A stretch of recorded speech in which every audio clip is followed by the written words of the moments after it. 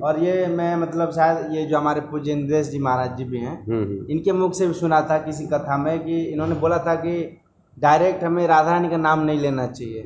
जैसे राधा राधा लोग नाम लेते हैं, उनके साथ श्री लगा रहना चाहिए। ये बात उन्होंने बोला है, मतलब कथा मैंने सुना है। तो कहीं ना कहीं हमारे पूज्य श्री प्रेमानंद महाराज जी भी बोलते हैं कि सब लोग नाम जप करते हैं राधा राधा राधा। तो एक तरह से ऐसा लगता है कि मतलब वो ये कोई अपराध नहीं होगा ऐसे डायरेक्ट हम राधा नाम बुलाते हैं। देखिए उसमें बता फिर क्या करूं, बोले दोनों पैर इसमें रखो। अब भगवान राम ने दोनों पैर कठौती में रख लिए, तो जब दोनों पैर कठौते में रख लिया तो थोड़े डगमगाने लग गए। तो केवट कहता महाराज इतना भी नहीं पता, अरे परात में आप कठौते में पैर रखे हो, अब मुझे पकड़ तो लो, अभी गिर जाओगे तो अभी तो पैर धुलने पड़ रहे हैं, अभी आपको नहवाना पड़ जाएगा। अब देखो उसकी चालाकी भक्त की। तो अगर प्रेमानंद महाराज जी सिर्फ राधा राधा जाप करते हैं तो उसमें कोई अनुचित बात नहीं है, चूंकि वो शरणागति हैं। हाँ, उनका और कुछ उनका कोई उद्देश्य नहीं है, कोई अप्राप्ति की बात नहीं है, उनका सिर्फ उद्देश्य है जी सब कुछ मेरी राधा, वो प्रसन्न हो। इसलिए अब राधा, जैसे हमने कहा राधा, भाई वो कोई गांव घर की चलने वाली कोई लड़की थोड़ी है, या हमारे घर की छोटी बच्ची थोड़ी है कि हमने राधा करके उनको बुला लिया। अब उसका एक रूप चेंज कर दिया, जो नमक न खा करके सेंधा नमक खाइए। लेकिन हमारे शास्त्र में शख्स मतलब वर्जित है, ये शख्स हिदायत है कि आप व्रत में चाहे एकादशी हो, मंगलवार हो, सोमवार हो, शुक्रवार हो, कोई भी व्रत हो, आपको ना सीधा नमक, न सादा नमक, न सफ़ेद नमक, न काला नमक, न गोरा नमक, कोई भी नमक का उपयोग नहीं करना है। चावल खाना चाहिए? नहीं, पूरा तो सुनिए आप। कुछ लोग कहते हैं चावल नहीं खाना चाहिए। तो अब उनसे पूछा जाए कि चावल क्यों नहीं खाना चाहिए, तो कहते हैं कि चावल खाने से चावल कीड़े बन जाते हैं। जितने चावल खाओगे उतने कीड़े का दोष लगेगा, कीड़ा खाने का दोष लगेगा, लेकिन ऐसा नहीं है। हरे कृष्णा, राधे श्याम। आप सभी भक्तों को सीधाम बरसाना से एक बार फिर से स्वागत है आप सभी भक्तों का हमारे चैनल ब्रज भक्त में। और अभी आप लोग जो देख रहे हैं, अभी हम लोग हैं बरसाना में। आप ये देख सकते हैं फ्रंट लिखा भी हुआ है, बरसाना आगमन पर आपका हार्दिक स्वागत है। मैं यहाँ का लोकेशन बता दूँ आपको। जैसे अब ये इधर जा रहा है, ये छाता की तरफ जा रहा है, और यहाँ पे जो सीधा जाएंगे ये सीधा अंदर बरसाना की तरफ जाएगा। और इधर से आप जब इधर जाएंगे तो आपको नंदगांव चले जाएंगे, नंदगांव कोसी। तो अभी हम लोग बरसाना में हैं, और बरसाना में यह मंदिर है श्री राधा कुंज बिहारी मंदिर। और जैसा कि आप भी हमने मतलब 4-5 महीने हो गए, एक बहुत अच्छे संत थे लाल कपड़े में, तो आज हम कुछ उनसे वार्तालाप करेंगे, जानेंगे। और अभी ज़्यादा कंट्रोवर्सी चल रहा है, वृंदावन कॉरिडोर के ऊपर भी थोड़ा चर्चा करेंगे। और आज का मतलब एकादशी व्रत का पालन कैसे करें, क्या नियम है, ये सब सारी जानकारी लेंगे। पर सबसे पहले हम लोग दर्शन करेंगे कुंज बिहारी जी के, जो कि बहुत ही दिव्य, बहुत ही अलौकिक दर्शन है। और गेट किसी ने बंद कराई है, आप लोगों को लेकर चलते हैं अंदर, और सबसे पहले दर्शन कराते हैं आपको कुंज बिहारी जी के। करिए आपसे भक्त लोग, दर्शन करिए। आज एकादशी के पावन पर्व पर आपसे भक्त लोग कुंज बिहारी जी के दर्शन कर रहे हैं। हरे कृष्णा सभी को।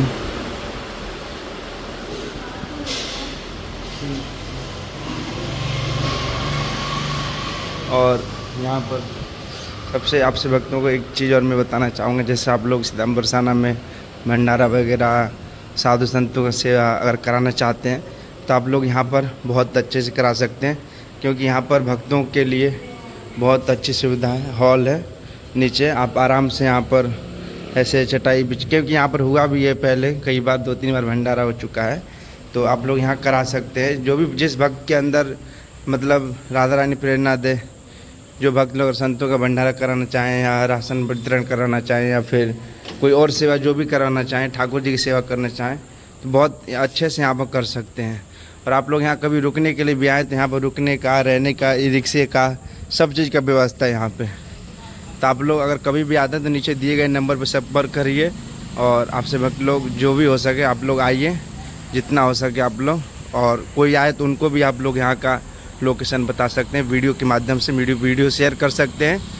तो आपसे भक्तों को आइए, अब बिना देरी किए चलते हैं, महाराज जी से मिलाते हैं, उनसे आशीर्वाद लेते हैं और आज के लिए कुछ चर्चा करते हैं। राधे राधे। महाराज जी, सर्वप्रथम आपको हमारे से भक्तों की तरफ से और हमारी तरफ से आपके चरणों में कोटि कोटि प्रणाम। सुस्वचनम कल्याणम करो। और आप सबको राधे राधे, जय श्री कृष्ण, ओम नमो नारायण। सर्वप्रथम महाराज जी आप अपना स्वास्थ्य बताइए, स्वास्थ्य कैसा है आपका? देखिए, अभी तो फिलहाल ठाकुर जी कृपा से बढ़िया है। अभी बीच में थोड़ी परिस्थिति खराब हुई थी, जी क्योंकि सांसारिक जीवन है, सांसारिक शरीर है, भौतिकी शरीर है, तो जाहिर सी बात कुछ न कुछ कष्ट आते हैं। बिल्कुल, और भक्तों को तो ज़्यादा कष्ट आता है। हाँ, और भक्त को, संत को तो ज़्यादा ही कष्ट आते हैं। उदाहरण के लिए वृंदावन में प्रेमानंद जी महाराज जी हैं। आपने भी सुना होगा कि उनके दोनों किडनी समाप्त हो चुके हैं। हाँ, दोनों किडनी उनका नहीं है बिल्कुल। और 18 साल से ऐसा सुनने में आता है। अब बताइए, वो भजन कीर्तन कितने साल से कर रहे हैं, बचपन से कर रहे हैं। हाँ, लेकिन कष्ट है वो सबके ऊपर आता है, भगवान के ऊपर कष्ट आ सकता है। तो इसी प्रकार से हमारे ऊपर भी कष्ट आया था, लेकिन वो ठाकुर जी की कृपा से, राधा रानी की कृपा से सही हो गया। अभी तो फिलहाल स्वास्थ्य अच्छा है। और आज बहुत अच्छा दिन है हमारे लिए भी और आपके लिए भी। आज एकादशी है, योगिनी एकादशी है, आपको भी पता है। हाँ, आप सभी को और जितने भी भक्त देख रहे हैं, सुन रहे हैं, सभी को योगिनी एकादशी की बहुत बहुत हार्दिक शुभकामना। महाराज जी, एकादशी के दिन बताइए हमारे भक्तों को कि संतों का दर्शन और मतलब क्या ये सब कितना लाभदायक होता है? देखो, जो एकादशी व्रत है जी बहुत ही पुनीत पर्व माना जाता है। और यहाँ तक कहा जाता है कि एकादशी का पूर्णतया नियम से अगर कोई व्रत करता है तो एकादशी मोक्षदायिनी होती है। मोक्षदायिनी, मोक्ष प्राप्त होता है। मोक्ष का मतलब ये नहीं हुआ कि आपको स्वर्ग ही मिल गया तभी मोक्ष हो गया। लोग सोचते हैं मोक्ष का मतलब स्वर्ग होता है, ऐसा नहीं है। मोक्ष का मतलब होता है कि इस सांसारिक जीवन से निवृत्ति मिले, भगवान की शरणागति मिले। इस संसार में रहते हुए भी भगवत प्राप्ति हो। भक्ति, मेन भक्ति ही मोक्ष है। क्योंकि स्वर्ग में जाने के बाद तो इंद्र जी भी, ब्रह्मा जी भी, अनत्र देवता, जब उनकी पुण्य समाप्त होता है तो पृथ्वी लोक में आ जाते हैं फिर से। लेकिन जो एक भक्त होता है, जैसे हनुमंत लाल जी हैं, मीराबाई जी थीं, या ध्रुव जी थे, प्रहलाद जी थे, तो ये भक्त हुए और भक्ति प्राप्त किए, जो कि हमेशा के लिए भगवान की शरणागति हो गए। उनको फिर यहाँ पांच भौतिक शरीर में या सांसारिक जीवन में आने जाने की आवश्यकता नहीं है। तो इसको मोक्ष बोलते हैं, ना कि स्वर्ग को। तो एकादशी जो पर्व है या व्रत है, ऐसा संत जन बताते हैं कि आषाढ़ शुक्ल पक्ष के दिन शंखासुर एक राक्षस था। शंखासुर एक राक्षस था, तो भगवान विष्णु ने उसका वध किया था। तभी से इस एकादशी को माना जाता है, व्रत रखा जाता है। और ये अगर वास्तविकता पूछा जाए तो पूर्णतया भगवान विष्णु के निमित्त ये व्रत है, भगवान विष्णु के प्रति। क्योंकि सर्वोपरि परमात्मा कहो, ईश्वर कहो, भगवान कहो, जो भी कहो, भगवान विष्णु ही हैं। उन्हीं से पूरी सृष्टि की रचना या जो भी देवी देवता सब हैं उन्हीं के अंश हैं। तो भगवान विष्णु ने उस दिन इतने बड़े राक्षस का वध किया था, उस उपलक्ष्य में लोग मानते हैं। और कुछ संत जनों का ये कहना है कि भगवान विष्णु के निमित्त व्रत है, इसलिए भी मानते हैं भगवान विष्णु को खुश करने के लिए, उनसे कृपा प्राप्त करने के लिए। साथ में माता लक्ष्मी की भी पूजा होती है। तो भगवान विष्णु हैं तो जाहिर सी बात है कि माता लक्ष्मी अलग तो होंगी नहीं।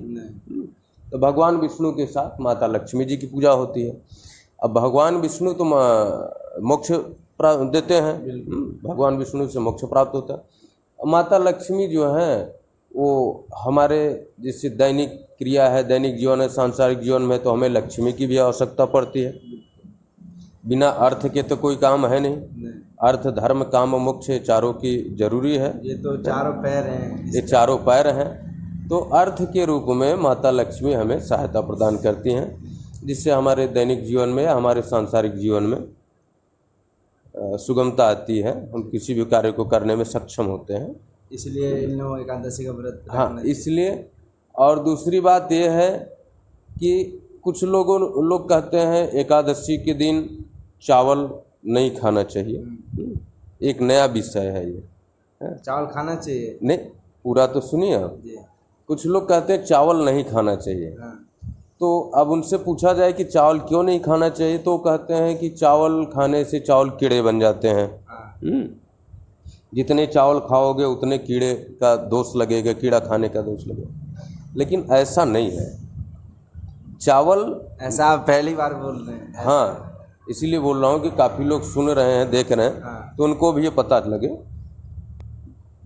चावल नहीं खाना ये बात ठीक है, लेकिन ये बात ठीक नहीं है जी कीड़े खा रहे हैं।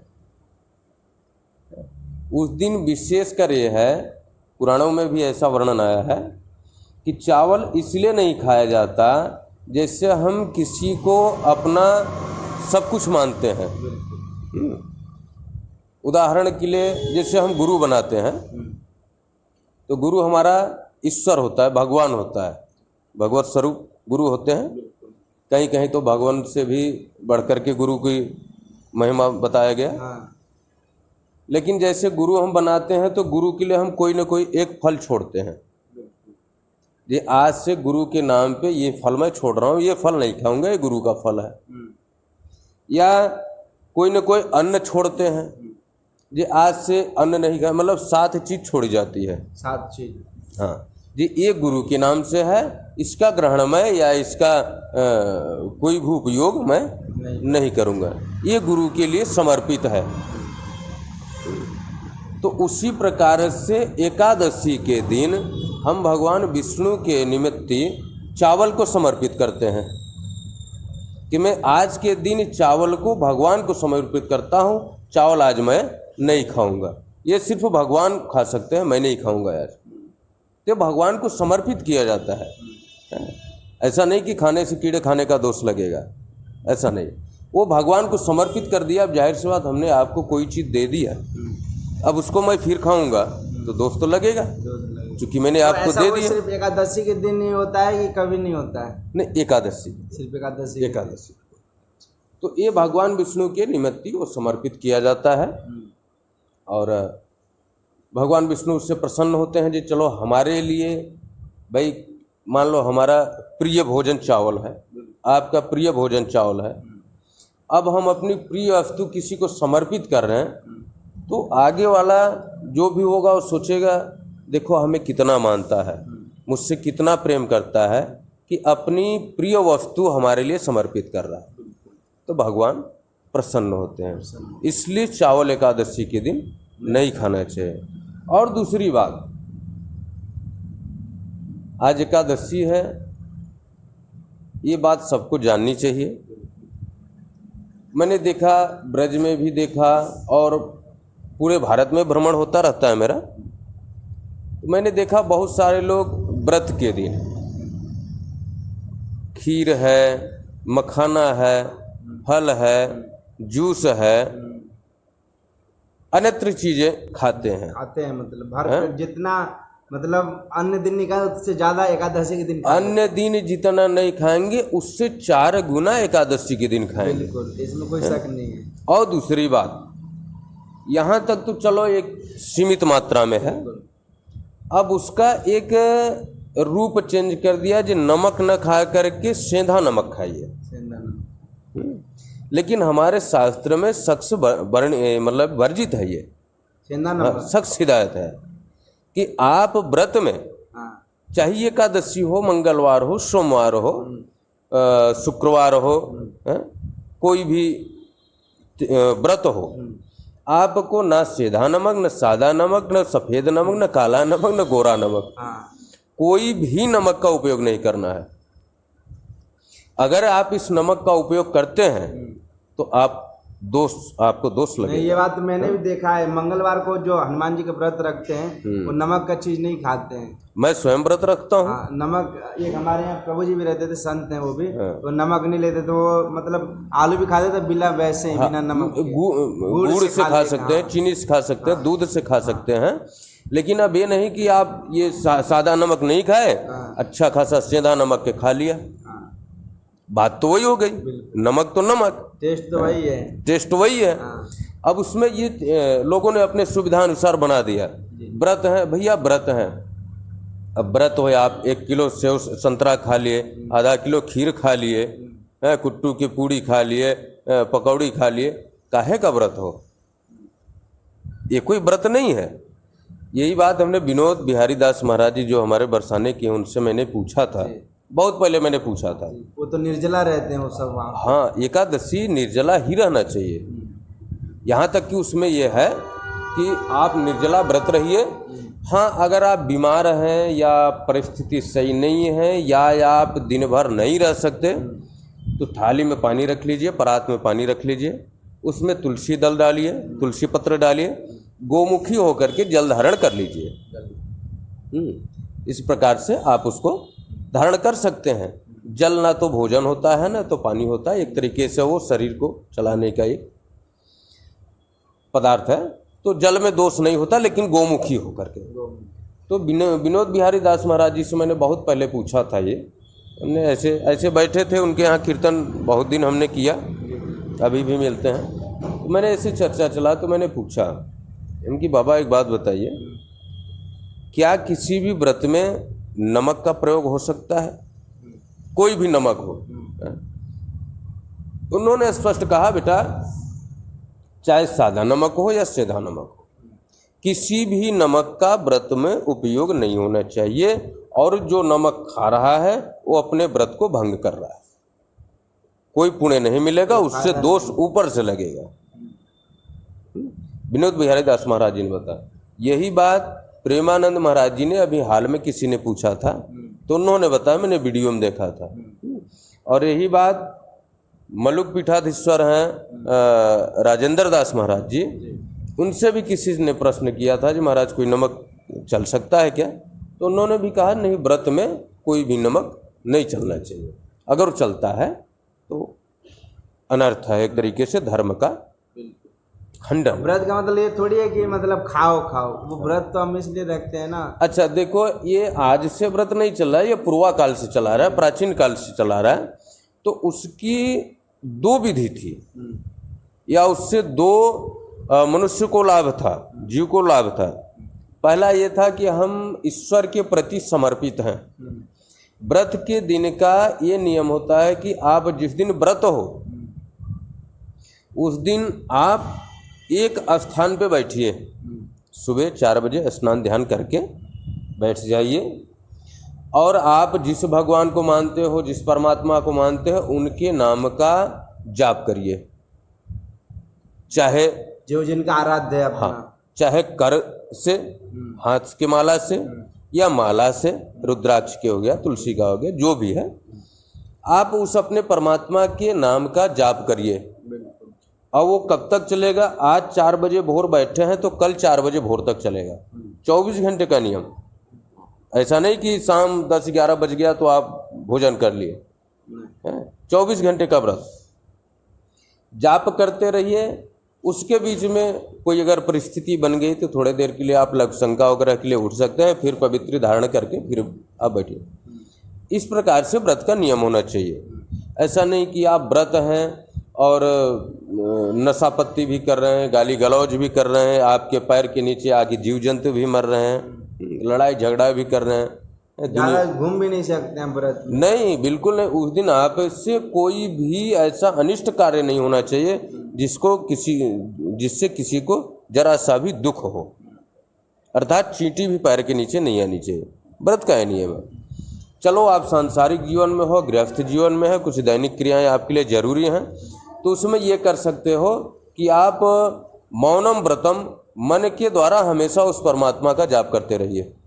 मन से अपना कार्य करते रहिए। जैसे कहीं जा रहे हैं, गाड़ी चला रहे हैं, मन में आप राम को मानते हैं, राम राम बोलते रहिए। शंकर जी को मानते हो, ओम नमः शिवाय बोलते रहिए। कृष्ण भगवान को मानते हैं, विष्णु भगवान को मानते हैं, ओम नमः हो गए तो बांसदेवाय जाप करते रहिए। राधा जी को मानते हैं, राधा राधा करते रहिए। यानी जिस परमात्मा को मानते हैं उसका नाम उच्चारण करते रहिए। उसी प्रकार से पूरे दिन की निवृत्ति होगी। तो इस प्रकार से व्रत। अच्छा, दूसरा लाभ उससे ये था कि 7 दिन हम भोजन प्रसाद करते रहते हैं।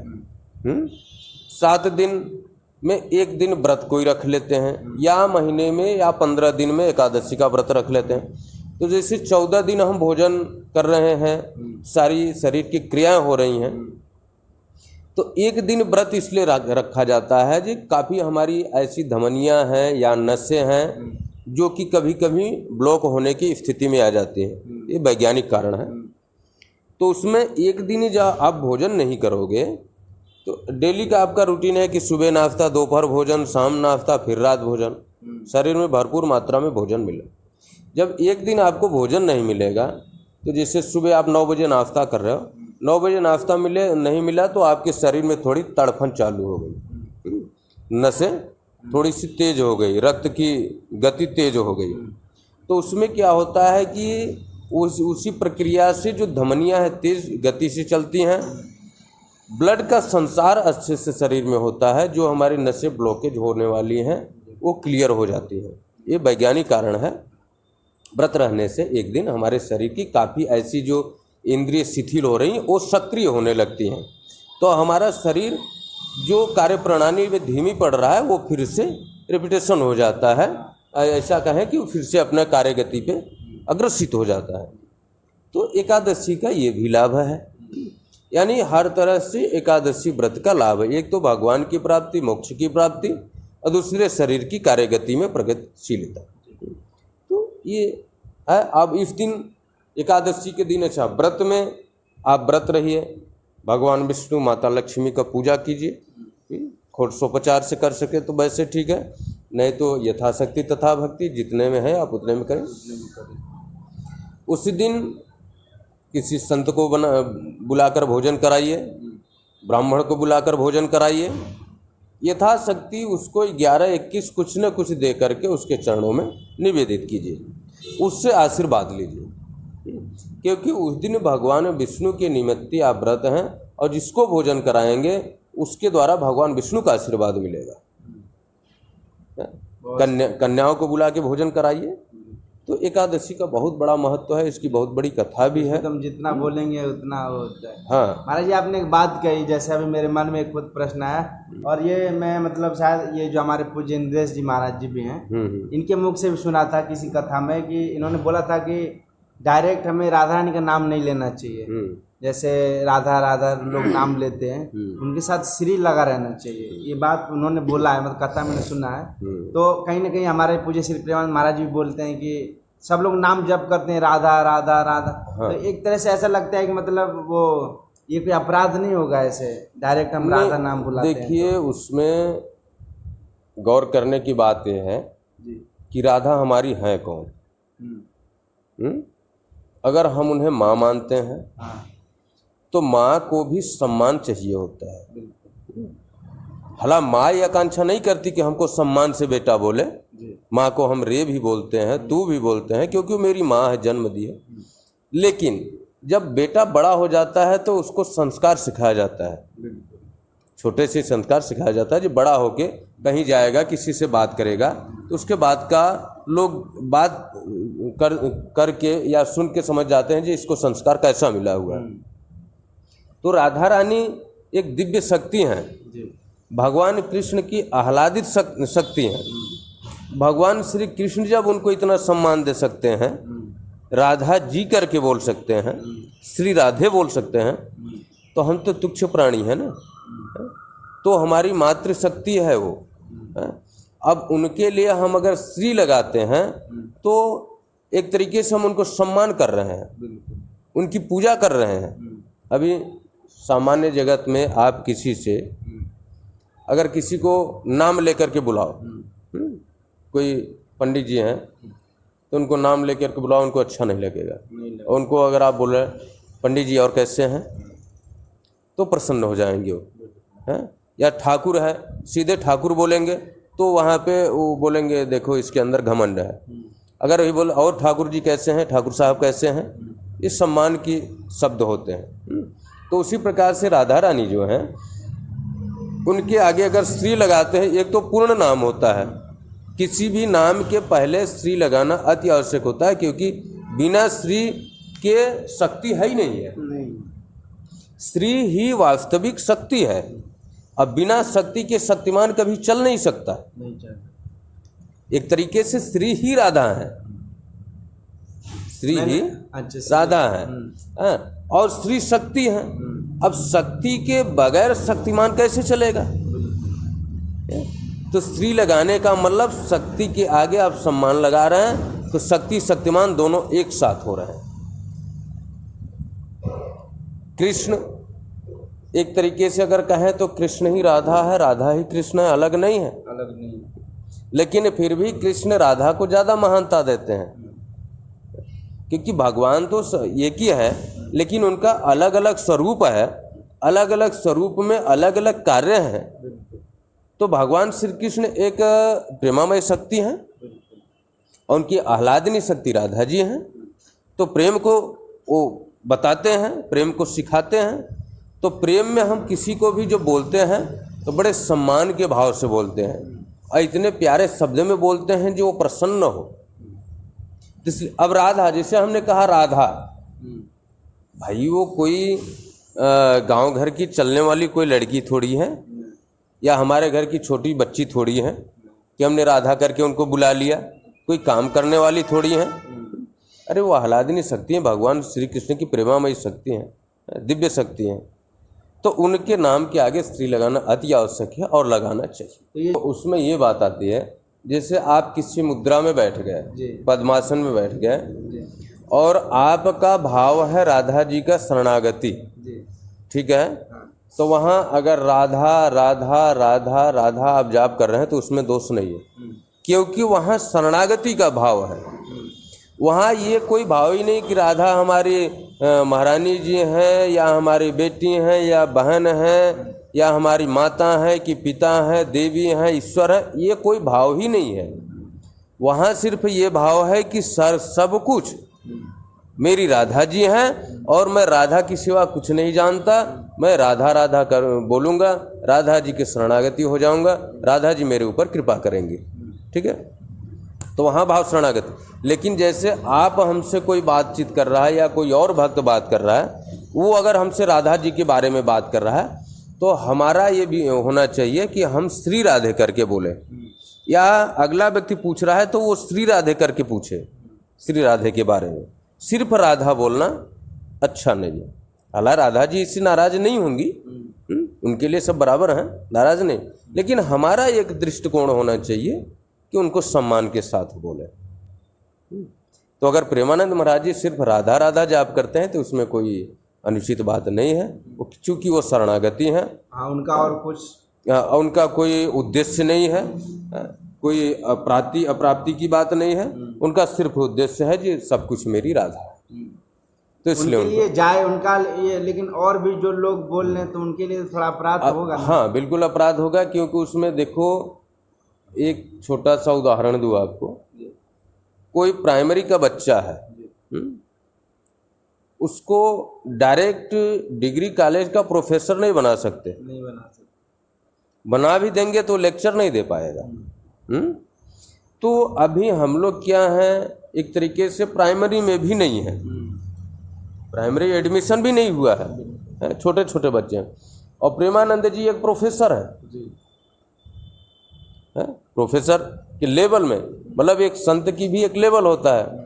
एक संत है कि अभी शुरू वो साधना में लगा हुआ है, और एक संत है जैसे हरदास महाराज जी हैं, अपने गोदी में खिला रहे हैं राधा रानी कृष्ण भगवान को। तो संत तो सब एक हैं, लेकिन उनकी तपस्या कितनी दूर तक पहुंच चुकी है, वो किस पराकाष्ठा पे पहुंच चुके हैं, ये मायने रखता है। एक भक्त है केवट जो कि भगवान राम को डांटता है। एक भक्त हम हैं जो कि भगवान को डांटने के क्या उनको सही से बोल नहीं सकते। उनके सामने अगर भगवान आ जाए तो जिह्वा नहीं काम करेगी, कंठ रुध जाएगा। और एक केवट है डांटता है। जब पैर भगवान धुला रहे थे तो एक पैर भगवान ने कठौते में रखा, एक पैर बाहर था, तो एक पैर धुल गया। फिर भगवान ने वो पैर बाहर निकाला और दूसरा पैर कठौती में रखा। तो केवट बोला, महाराज आप कैसे राजा हो, आपको इतना पता नहीं, आपने वो पैर नीचे रख दिया, अब उसमें तो धूल लग गया, फिर से धोना पड़ेगा, हम धोते ही रह जाएंगे क्या दिन भर। राम जी बोले, भाई ये तो बड़ा अजीब भक्त है। तो बोले, भैया तू बता फिर क्या करूं। बोले, दोनों पैर इसमें रखो। अब भगवान राम ने दोनों पैर कठौती में रख लिए। तो जब दोनों पैर कठौते में रख लिया तो थोड़े डगमगाने लग गए। तो केवट कहता, महाराज इतना भी नहीं पता, अरे परात में आप कठौते में पैर रखे हो, अब मुझे पकड़ तो लो, अभी गिर जाओगे तो, अभी तो पैर धुलने पड़ रहे हैं, अभी आपको नहवाना पड़ जाएगा। अब देखो उसकी चालाकी भक्त की। तो भगवान राम कहते हैं, भैया क्या करूं बता जल्दी। तो बोले, मेरे सिर को दोनों हाथों से पकड़ लो। अब बताओ, पैर धुल रहा है और भगवान का दोनों हाथ अपने सिर पे रखवा लिया। ये भगवान का आशीर्वाद प्राप्त करने के लिए भक्त की चालाकी थी।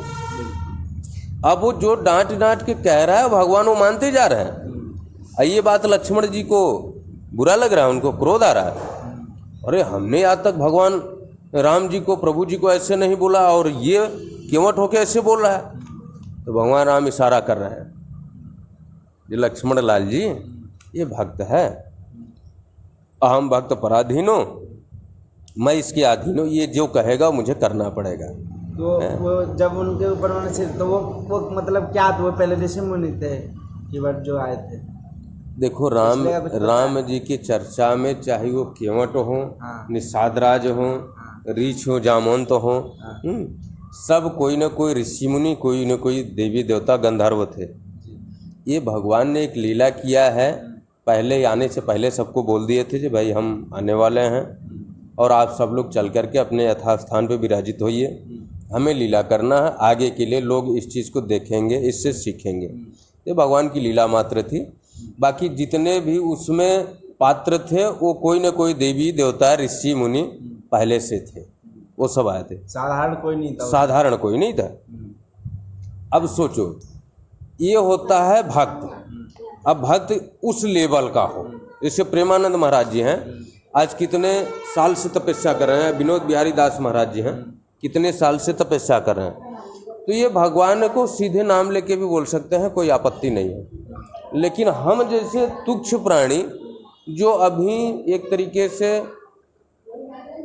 छोटे छोटे बच्चे हैं, तो हम जब भी बोलें तो भगवान को उस सम्मान से बोलें, क्योंकि वो परमात्मा है, ईश्वर है, न कि हमारा कोई बेटा बेटी है। तो इसलिए प्रेमानंद महाराज जी को कोई दोष नहीं है, सामान्य जीव को संस्कारित भाषा का प्रयोग करना चाहिए। लेकिन कोई महाराज जी उन लोगों को बताएगा कौन ये सब। अब देखो, जैसे आप ये वीडियो बना रहे हो, इसके माध्यम से जो लोग सुन रहे हैं इस चीज़ को, वो इसको ग्रहण कर सकते हैं, या उनको और कुछ ना समझ में आए तो आप नंबर दे देना, वो उसके बारे में बात कर सकते हैं, डिस्कस कर सकते हैं। देखो कोई भी चीज़ है, भक्ति है, अगर भक्ति को भक्ति के नियम से आप करोगे तब तो आपको भक्ति प्राप्त होगी, अन्यथा बगैर नियम के आप करोगे तो आपको उसमें दिक्कत आएगी। हर एक चीज़ के नियम है। सही रास्ते से आप जाओगे मंजिल तक पहुंचोगे, गलत रास्ते से जाओगे आपका मंजिल रुक जाएगा, कहीं भी इधर उधर भटक जाएंगे, कहीं भी इधर उधर भटक जाएंगे। और ये भक्ति में तो विशेषकर आपने देखा होगा, अभी गलत कार्य करते हुए, गलत कृत्य करते हुए लोग राजभोग कर रहे हैं,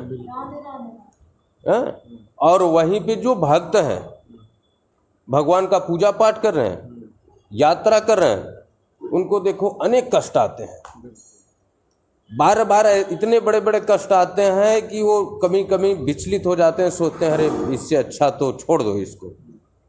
मति भ्रम हो जाता है, बड़े बड़े तपस्वी बड़े बड़े ज्ञानी गिर जाते हैं कष्ट के कारण देख करके, भगवान का लीला विग्रह देख करके, क्योंकि उस पराकाष्ठा तक वो नहीं पहुंच पाते, क्योंकि उनका नियम सही नहीं होता है। श्रीमद् भागवत गीता, श्रीमद् भागवत महापुराण अगर आप पढ़ रहे हो, 11 अध्याय है, ऐसे लोग अगर सामान्य जीवन में पढ़ेंगे तो उनकी मति भ्रम हो जाएगा, भगवान के बारे में उनकी सोच गलत होने लग जाएगी। इसीलिए 1.5 अध्याय रामायण रखा गया है कि पहले रामचरितमानस का आप अध्ययन करिए, रामचरितमानस का चश्मा लगाइए दृष्टि पे, इसके बाद श्रीमद् भागवत महापुराण का 11 अध्याय पढ़िए। रास पंचाध्यायी, जब आप रामचरितमानस यानी मर्यादा पुरुषोत्तम राम, उनका अनुसरण करके भगवान की लीला देखेंगे तो आपकी समझ में आएगा, अन्यथा भगवान की लीला समझ में नहीं आएगा। तो इसलिए ये एक स्थान कह लीजिए, एक पराकाष्ठा होता है, एक नियम होता है, उसके अनुरूप चलिए। और भक्ति सरल भक्ति होनी चाहिए। देखो ज्ञान है, वैराग्य है, भक्ति है, लेकिन सबसे बड़ा भक्ति को क्यों बताया गया? ज्ञानी व्यक्ति तमांतर खोज में लग जाएगा, ये ऐसा ऋषि थे, इन्होंने ऐसा किया, क्यों किए, ये होना चाहिए नहीं होना चाहिए। वैरागी है, वो सब कुछ छोड़ करके, कोई वैराग में बैठा है, तपस्या कर रहा है, कोई भिक्षु आ गया, कोई प्यासा आ गया, वो कहेगा हम तो भगवान को जानते हैं, बाकी किसी को जानते नहीं, खंडित हो जाएगा। क्योंकि कोई प्यासा बैठा, उसको पानी पिलाना जरूर है, उसमें भी परमात्मा का अंश है, वो भी परमात्मा का ही भेजा हुआ जीव है। तो अगर तपस्या भी बैठे हैं, अगर कोई प्यासा प्राणी आ गया तो उसको पानी पिलाइए। कोई भूखा आ गया, कोई पागल आ गया, कोई बच्चा आ गया, उसको उचित व्यवस्था दीजिए। तो ये नियम होता है। तो ज्ञानी भी भटक जाता है, वैरागी भी भटक जाता है, लेकिन भक्त नहीं भटकता, क्योंकि भक्त का नियम, जैसे गोपियों को परम भक्त कहा गया है। उद्धव जी को घमंड था चूंकि वो ज्ञानी थे, लेकिन गोपियों को परम भक्त इसलिए कहा गया कि वो घर की लिपाई पुताई भी कर रही हैं, गोदोहन भी कर रही हैं, कोई भी कार्य कर रही हैं, जबकि सब गृहस्थ जीवन में हैं, लेकिन हमेशा भगवान के नाम का स्मरण, चिंतन भगवान में, दुनिया का काम करते हुए चिंतन भगवान में, इसलिए परम भक्त कहा गया या परम सन्यासी कहा गया। बहुत बहुत सुंदर।